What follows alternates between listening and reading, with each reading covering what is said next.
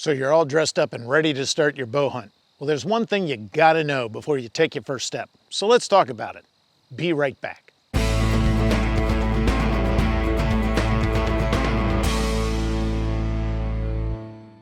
Hey, thanks for sticking around. This is Gen 10-9, where we give common sense advice for everyday fishing and hunting situations for your average sportsman. And today we're talking about wind detection. So if you find this video interesting, then consider hitting like and subscribing, and we can introduce you to other helpful videos. So with that in mind, let's get started. So you're all geared up and ready to head in the woods. Well, before you get started, you really need to determine which way the wind's blowing, because if you're not careful, you may be allowing your scent to be carried into the deer's nose before you even arrive at your stand. And if you do that, then your stand location is blown up before you even get your hunting started. So one of the first things you gotta know before you even enter the woods is which way the wind's blowing. And if the wind is not blowing in your favor, then you need to figure out an alternative route to your stand. And really, you should try to figure that out as you set your stand locations. You don't want to get to the place where you're hunting and then all of a sudden figure out, I have no way to get to my stand without alerting the deer. So when you pick your stand locations, also think about alternative routes to your stand. And that way you'll have a chance of not alerting the deer because you've used the wind in your favor as you go to your stand location. So there's several easy ways to detect wind location, and many of them are free, and many of them you have lying around your house. And then there's some helpful products. So let's go through a couple of them. So the easiest is the leaves lying around on the ground. And if you have a dry situation, today it's kind of wet and damp, it rained today, but if you have a dry situation, you could just pick up leaves and throw them in the air, and that'll give you some idea of which way the wind's blowing. And if you have a stiff wind, it's pretty obvious. But if you only have a gentle breeze, then throwing some leaves in the air can help you a lot.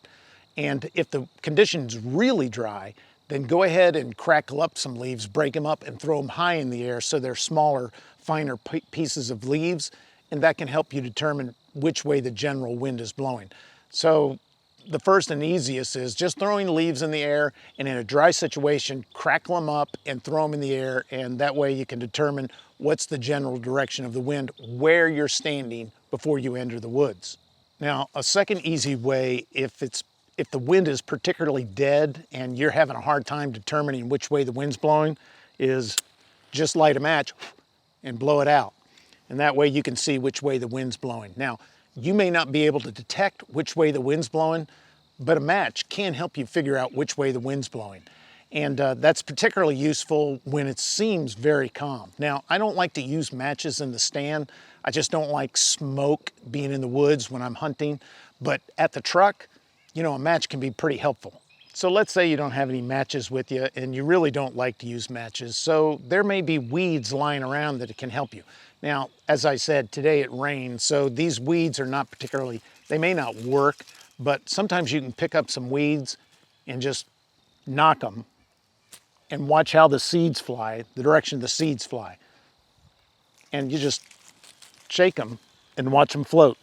And that's an easy way to determine which way the wind's blowing at your truck. And sometimes I like to take a few into the woods with me, and that way, when I'm in the stand, if I'm not sure which the wind's blowing, I could just flick a few of these and watch the seeds float, and that gives me a determination of where the wind is at my stand. Another way is these wind detectors you can buy at the big box retail stores. They're kind of pricey. They're about $4 each. And I haven't figured out an alternative. I don't know if they're using baking soda or just chalk, but the thing is, I can't get the fineness of the chalk, or I just make my own dust. But these, I kind of really like using these products because the dust is so fine, they work pretty good. And this one's dead downwind, and I also like to use Hunter Specialty. I've run out, and so I started using contractors chalk, blue chalk, to fill some of these. And as you can see, but the contractor's chalk is not as fine as I'd like it. I mean, the dead downwind and Hunter Specialty, whatever they're using is really fine, and I like that because it indicates the wind a lot better for me. But anyway, so that's a product that I buy that I like to use. And so, you know, it's really helpful when you're in the blind and you want to know if the wind's changed. You know, you could just pull one of these things out. If the wind's just died, then you could use the chalk and that'll tell you the general direction of the wind.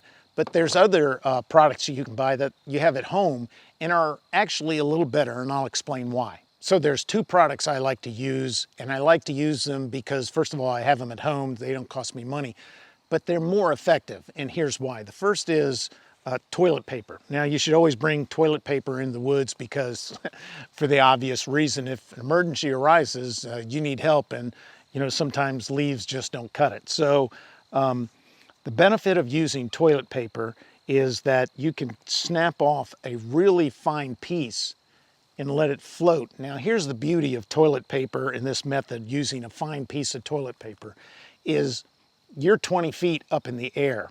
Now, if you use one of these wind indicators, the chalk disperses after about 2 feet, and that's all you know about how the wind is blowing 2 to 3 yards around you. So, but the nice thing about the toilet paper is you can get a very small piece and watch it float, and watch it float all the way to the ground. So the real benefit of toilet paper is not only does it show you where the wind is blowing and the direction it's blowing in your stand location, but once the toilet paper gets a ways out, then sometimes the wind changes a little direction and you'll discover that your scent is actually being carried in a totally different direction.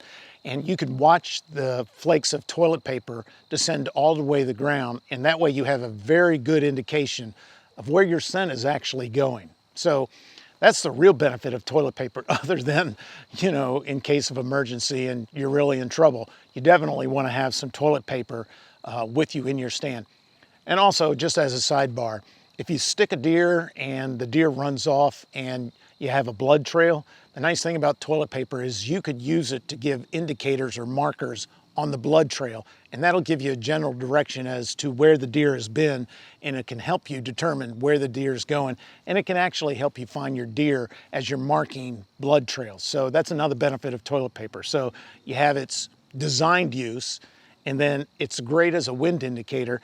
And then thirdly, you could use it as a blood trail indicator. So toilet paper is really kind of an essential need in your backpack. So you always want to make sure you have toilet paper for its design purpose and also as a wind indicator. And finally, another good wind indicator that I keep in my backpack are Q-tips. And it's the same concept. I break off a piece of the Q-tip and I use it to watch the cotton float away, and it's just like the toilet paper. It gives me a visual indicator, not only where the wind is blowing in my stand, but where my scent is actually being carried into the woods. So you just take the Q-tip, and when you leave them in your backpack, they get really frizzy, and it makes it easy, makes it a really good wind indicator. So you take off a piece of the cotton, and you just allow it to fall. Get it off your finger, and you allow it to fall to the ground, and then you get an indication of which way the wind's blowing, and you follow it to the ground, and that tells you where your scent is landing or ending up near ground level. So what good is it having all these wind indicators? Well, really what you want is the wind blowing in your face when the deer are coming either parallel or towards you. You know, and so sometimes you can get up in a stand and the wind at the base of the tree that you're climbing seems to be blowing one direction, but all of a sudden you'll get 20 feet in the air and you'll discover that the wind a little bit higher is in a slightly different direction, and that can have a dramatic impact on your hunt. And that's one of the reasons why when I'm picking a blind location and I use climbing blinds, a lot of times I'll come to an area where I know, okay, I'm going to hunt. I'll pick out a primary tree, but if the wind changes while I'm in the tree and all of a sudden the wind is blowing into the direction I expect the deer to come, you need to get out of the tree, because the deer are not going to come into your firing lane if your wind is blowing in the direction you expect the deer to come. So a lot of times I'll pick a primary tree, and then if the wind shifts dramatically in the opposite direction, which can happen in the fall, then I also pick an alternate tree. And if in the middle of your hunt, you know, a lot of times the wind is blowing a certain direction during the sunlight, and then towards the cool of the day, the wind may die down and maybe change a different direction, and you find the wind is no longer in your advantage in your current stand location, you need to go to that secondary tree. And so those are things you have to keep in mind. So the bottom line is, as you're going to your stand location, you need to know which way the wind's blowing. And when you get to your tree, you need to know which way the wind's blowing as you're standing on the ground. And then when you get 20 feet up in your stand location or higher, depending upon how safe you feel, I don't like to get much higher, but be that as it may, you need to know which way the wind's blowing once you're in the tree. And if the wind's not in your favor in your tree, you got to get down and change your stand location, because you're just wasting your time if you're allowing your scent to blow into the deer's nose. So those are some things you got to keep in mind. So in the immortal words of Forrest Gump, that's all I have to say about that. So if you found the video helpful, then consider hitting like and subscribing, and we can introduce you to other interesting videos. So it's about time for me to get in the woods. May the Lord bring a wall hanger by your stand. Thanks for watching, and God bless.